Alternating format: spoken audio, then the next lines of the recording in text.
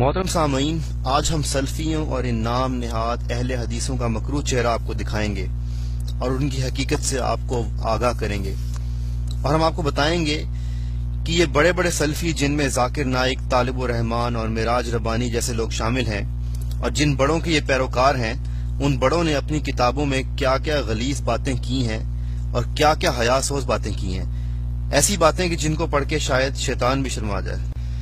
ये बातें जो अभी हम आपको पढ़ के सुनाएंगे, इनको सुनकर आपको शायद ऐसा महसूस हो जैसे ये किसी फुहश और नंगी फिल्म की कहानी है, मगर दर हकीकत ये सब बातें इन नाम निहाद अहले हदीसों और सल्फियों की मशहूर फिका की किताब नुज़ुलुल अबरार से ली गई हैं। सफ़ा नंबर 23 लिखा है, मुर्दा औरत से जिमा किया तो गुस्ल फर्ज नहीं, यानी जिंदा तो जिंदा, मुर्दों को भी नहीं छोड़ा।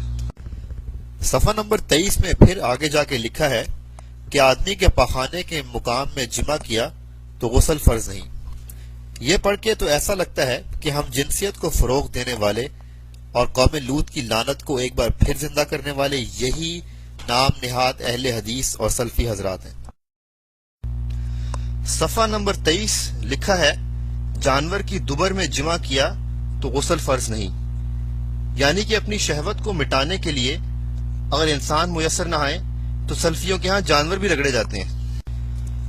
सफ़ा नंबर 24 में लिखा है, किसी ने अपना आला तनासुल अपनी दुबर में दाखिल कर लिया तो गुस्ल फर्ज नहीं, यानी कि आप लोग अंदाजा लगाएं कि इन सल्फियों अहले हदीसों की क्रिएटिविटी किन किन चीजों पे चलती है, नित नए अंदाज खुद लज्जती के।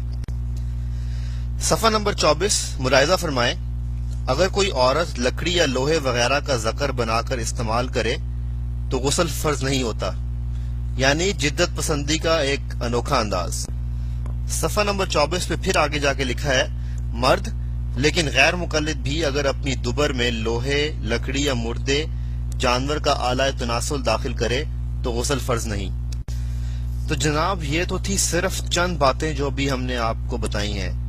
ऐसी बेशुमार बेहुदा और फुहश बातें सल्फियों और अहले हदीसों ने अपनी किताबों में जमा की हैं, जिनको अगर हम तरतीब दें तो इन सल्फियों अहले हदीसों की कामा सूत्रा तैयार हो सकती है।